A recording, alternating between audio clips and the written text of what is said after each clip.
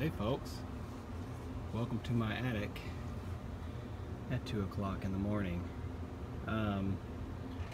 What you're looking at there is a chunk of ice, what's left of a chunk of ice on top of my evaporator coils. Yeah, this was our welcome home gift. We were on a weekend trip up to Missouri to see family for the Easter holiday and whatnot, and had a few setbacks, weather, everything else. Finally get home 1 o'clock in the morning and walk in the house and it's hot, muggy. So of course the first thing we check is whether or not the AC is even turning on. Okay, yeah, it is. Condensing unit turning on. And said, okay, well, maybe the fan's just not, or let's reset everything. Okay, turn it on, turn the fan on. You can hear the fan kick on, no airflow coming out of the vents, which of course says there's a blockage. So I crawl up here and I find this whole thing. I mean, there's just a wedge of ice all the way across the top. Everything here on the evaporated line is all iced up all the way down. You can still see little bits of ice hanging there, actually. That still haven't quite melted out. Right there on that corner, there's some ice. But what I did was actually just turn the heat on. The average person might go, "What the hell? What happened?" All that happened, that I can guess, and I don't know why.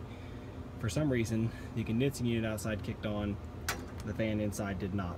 Most likely that we had a power surge or the power flickered or something like that happened to make the fan just not turn on when it should have. And so what happened is the condensing unit just runs, and it freezes your evaporator coils solid. I mean, so the whole thing, of course, didn't take it apart to look, but the whole thing was frozen solid enough that it had ice even on the outside, and still does.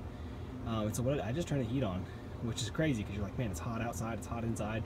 Let's turn the heat on. But what that does, it just built up hot air from the furnace right to here against those coils and just started melting them. And you can see now, I've got a steady drip coming out it's coming off the outside of the pan, and looking down our drain line here is a steady run of water. It's kind of hard to see, but you can see, I think anyway, if you can look closely. Yeah, steady flow of water. So it's draining those coils real nice now. But I'm going to leave it running heat for a while. Luckily, it's actually cooled off a little bit outside. It's only about 65 degrees outside, so we threw the windows open just to cool the house off some. But going to go ahead and keep running the heat. And now that we've got some air flow actually going through it, you can actually put your hands downstairs in front of the vents and feel that air is moving through the vents. That's going to speed it up really quick. And so we'll just keep blowing hot air across these coils until we get them real good and thawed out. And then we'll just turn the air back on. So something to think about if your AC unit does this. It just kicks out and you can't figure out why. Go up in your attic or whatever and you find the thing frozen up solid.